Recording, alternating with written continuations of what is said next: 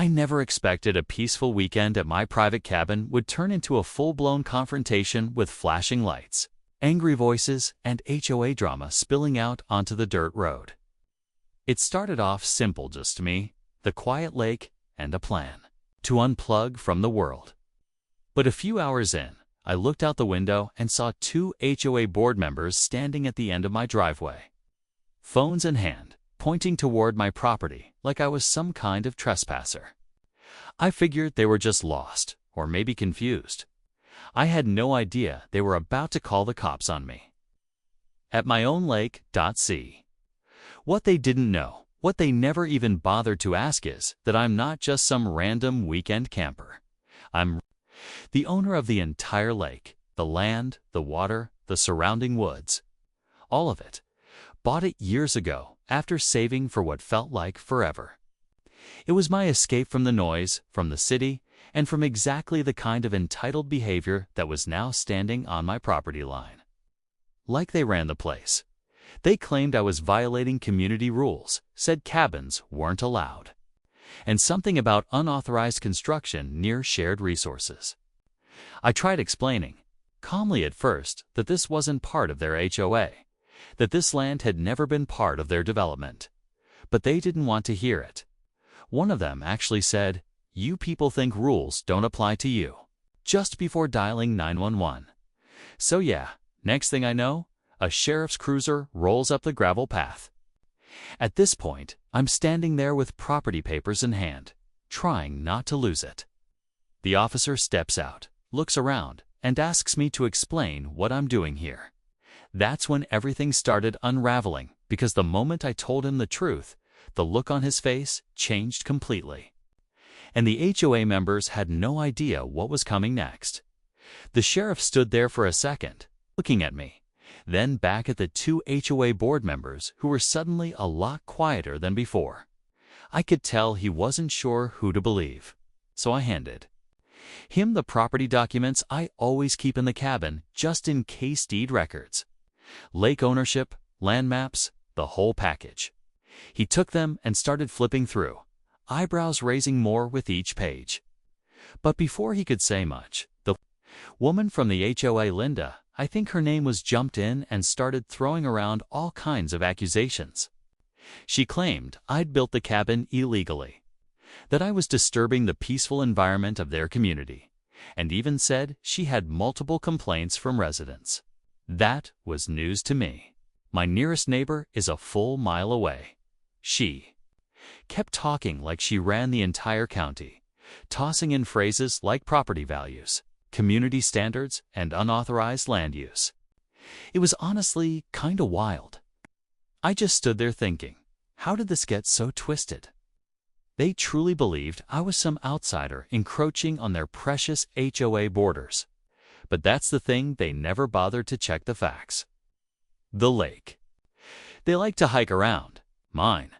The little picnic area they claim is a common space. It's also mine. And the old service road they used to drive up to my cabin. Still my land. I stayed calm, but inside I was boiling. The sheriff hadn't said much yet, and I could tell he was taking it all in. He asked a few questions: how long I'd owned the land when the cabin was built, whether I had permits. I answered everything. Straightforward, no attitude. But it was clear he still needed to make a call, because even though the facts were on my side, the HOA wasn't backing down. And that's when he asked me one more thing, something that instantly changed the vibe. He said, "Do you have proof of ownership for the entire lake?" I just nodded and pointed to something they hadn't noticed, yet something that would flip this whole situation upside down. I turned and pointed toward the tall wooden post near the shoreline, half hidden by trees, weathered from years of sun and storms.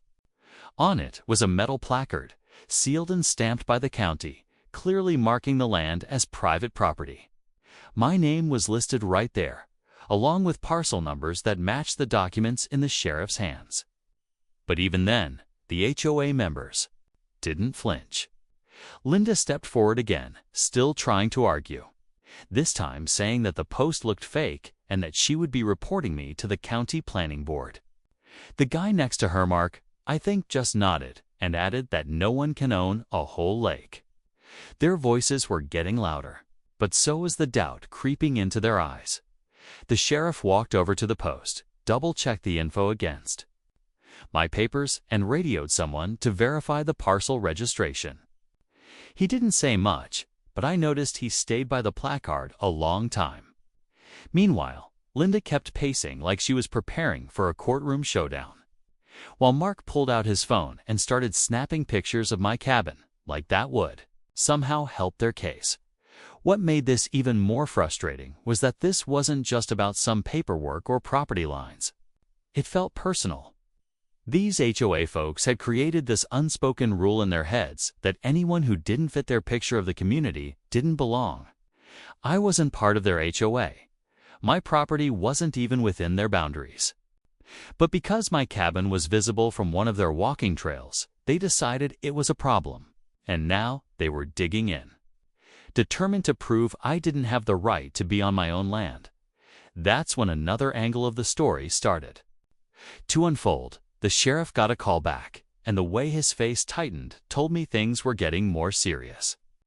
He looked at Linda and asked her a question that caught her off guard. Why did you report a structure on land that doesn't fall under your HOA's jurisdiction?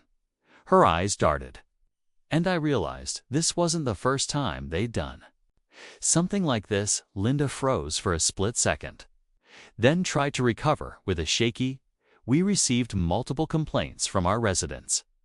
It's our responsibility to investigate anything that affects the community." But the sheriff didn't seem convinced. He glanced at Mark, who suddenly looked like he wanted to be anywhere else but there. The energy had completely shifted. The officer's tone was getting firmer, his questions more direct. He asked again why they were involving law enforcement over property they had no legal claim to. That's when Linda did something that made everything even worse. She deflected. If the county didn't want us patrolling the area, they should have posted clearer signs. This entire space looks public. I almost couldn't believe it. She was basically admitting that they'd been walking around land that wasn't theirs, possibly even sending out notices or making complaints to others like me. It felt less like an honest mistake and more like a pattern. That's when I started putting things together. A neighbor I spoke to months ago mentioned their dock being vandalized after an argument with the HOA. Another cabin owner down the road told me he had cameras installed after random inspections started happening. At the time, it sounded strange, but now it made perfect sense. This wasn't just about my cabin. They had been overstepping their bounds for a while, using fear and confusion to control land they didn't even manage. The sheriff asked for their HOA charter, but of course, they didn't have a copy. Linda started to get defensive, saying that everything they do is within their rights and for the good of the community. But her voice cracked just enough to show she was starting to lose her grip. Mark muttered something about just following Linda's lead and tried to back away from the confrontation. But the sheriff told both of them to stay put until he finished his report. At that moment, I heard a second vehicle pull up the gravel path. A county official stepped out, clipboard in hand, radio on his belt. He wasn't smiling. He walked straight toward the sheriff and said 5 words that made everyone freeze. "We've had complaints about them." The air turned thick with tension the moment those words left the county official's mouth. "We've had complaints about them." Linda stiffened, and Mark visibly gulped. The sheriff raised an eyebrow and stepped aside to let the official speak. "We've received multiple reports over the last year about HOA members overreaching, trespassing on private property, and even issuing false violation notices," he said, flipping through a file on his clipboard. "This isn't the first time someone's claimed they had authority over land that's not part of their jurisdiction." My heart was pounding, not out of fear now, but from the realization that I wasn't alone, that the quiet whispers from other landowners weren't just isolated frustrations. There was a real pattern here, and Linda and her crew were at the center of it. But then came the twist I didn't see coming. The county official looked directly at me and said, "We were already on our way here today, not because of the HOA's call, but because someone submitted a formal request to rezone part of this lake." I was stunned. I never filed anything like that. He went on to explain that just 2 weeks ago, someone claiming to represent the Lakeview Homeowners Association submitted a rezoning petition, attempting to shift a section of private lakefront into the HOA's control for future community development. The documents had been signed, but not by me. My name was forged. Linda's face went pale, and Mark stepped back like he wanted to disappear into the trees. The sheriff asked for the name on the petition. The county official turned the clipboard around and pointed. There it was, clear as day. My name in sloppy handwriting I didn't recognize. So now it wasn't just about HOA harassment. This was bigger. Someone had tried to claim legal control over part of my land without me knowing. The stakes had just gone from annoying to serious. And as the sheriff stepped away, speaking low into his radio, while the county official kept a sharp eye on Linda and Mark. No one said a word for a moment.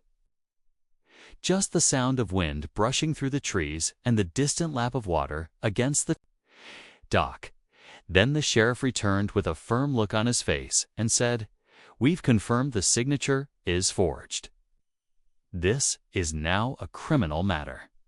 Linda's mouth opened, but no sound came out.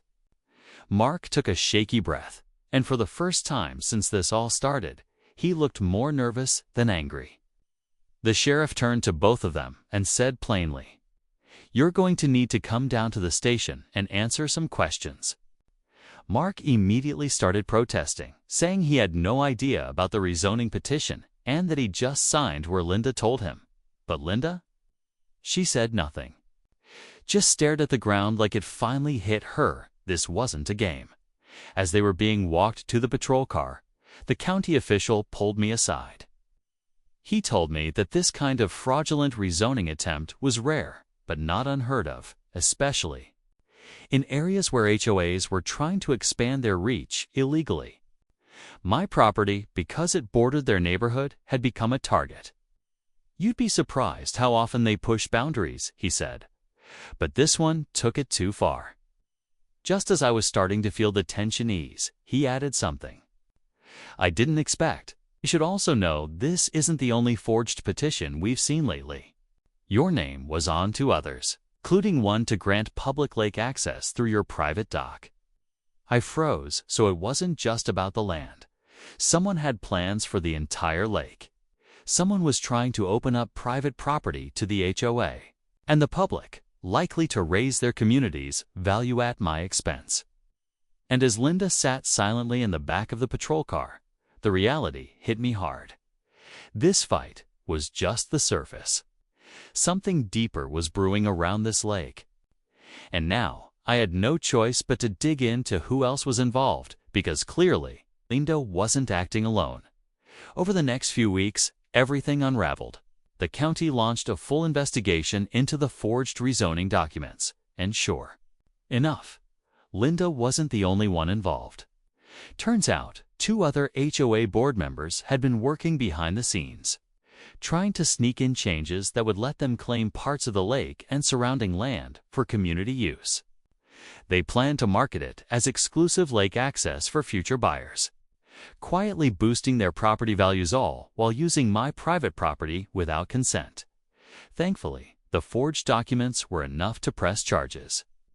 Linda ended up stepping down from the HOA, and the others faced legal consequences too. The sheriff and the county officials stayed in touch with me, keeping me informed throughout the process. I ended up installing better signage, more cameras, and even posted a public notice with the help of the county to clear up any confusion about the lake's ownership. A few of the nearby residents actually reached out and apologized. They'd never supported what the HOA was doing, but didn't know the full story until now.